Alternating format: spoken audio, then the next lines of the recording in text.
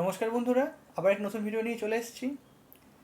ধরুন আপনি কোনো জিনিস কিনতে যাচ্ছেন, কোনো ইলেকট্রনিক অ্যাপ্লায়েন্সেস, তখন সেই দোকানে গিয়ে দেখবেন আজকে বাজাজ ফাইন্যান্স বা এইচডিবি ফাইন্যান্স এসব ফাইন্যান্সরা জিরো ফাইন্যান্সে আপনাকে যে জিনিসটা দিয়ে দিচ্ছে। আপনি ভাবছেন জিরো ফাইন্যান্সে আপনি সেই মালটা নিয়ে আসছেন। এখানে কিন্তু কোনোদিনও কোনো জিরো ফাইন্যান্সে হয় না। আমাদের এগুলো বোকা বানানো হয়। সেটা কারণ হচ্ছে আপনি যখনই সেই কার্ডের মাধ্যমে আপনি সেই জিনিসটা কিনছেন, সেকে আপনার প্রসেসিং ফ্রি থাকে, সার্ভিস চার্জ থাকে, এরকম অনেক ধরনের চার্জগুলো কিন্তু তখন নিয়ে নেওয়া হয়। কিন্তু মুখে বলা হয় যে সেইগুলো ক্ষেত্রে আপনাকে ফ্রি, কিন্তু যখন আপনি জিনিসটা কিনবেন, সেটা কেনার পর আপনি জানতে পারবেন সেখানে আপনাকে কী কী চার্জ দেওয়া হবে। সেই চার্জগুলো কিন্তু প্রথমে যখন আপনি ডাউন পেমেন্ট করবেন তখন সেই চার্জটা ধরে নেওয়া হয়।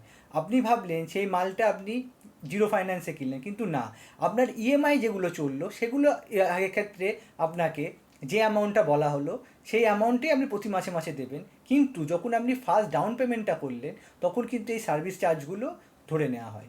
এছাড়া এই কার্ডগুলো যখন করলেন, ধরুন আপনি কার্ডটা করলেন, জিনিসটা কিনলেন, বা 1 বছর বা 2 বছর সেটার ইএমআই ভরলেন, ভরার পরেও সেই কাজটা যেহেতু আপনার কাছে রয়েছে, সে থাকার জন্য আপনাকে প্রতি বছরে কিন্তু একটা সার্ভিস চার্জ দিতেই হবে। আপনি যদি কোনো মাল কিনুন বা নাই কিনুন, সেই সার্ভিস চার্জটা কিন্তু দিতে হবে। সেটা কিন্তু কোনো দোকানদার আপনাকে বলবে না, বা যে কোম্পানি আপনাকে কার্ডটা দিয়ে এই ইএমআইটা দিচ্ছে সেটাও বলবে না।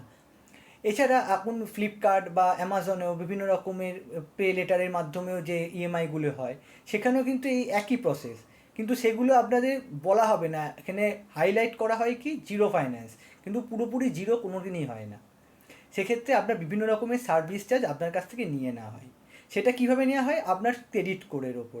ক্রেডিট কোড যদি আপনাদের ভালো থাকে, সেক্ষেত্রে আপনি লোনের অ্যামাউন্টটা বা ডাউন পেমেন্টটা একটু কম হবে, আপনার ইএমআইটা একটু বেটার হবে। সেগুলো আপনি ক্রেডিট কোডের ওপর আপনাকে ডিপেন্ড করে।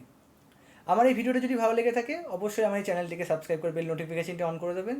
আমি যে নতুন নতুন ভিডিওগুলো আপলোড করবো তা দ্রুত দেখতে পান। আজকে আসি বন্ধুরা, আবার পরের ভিডিও দেখা হচ্ছে।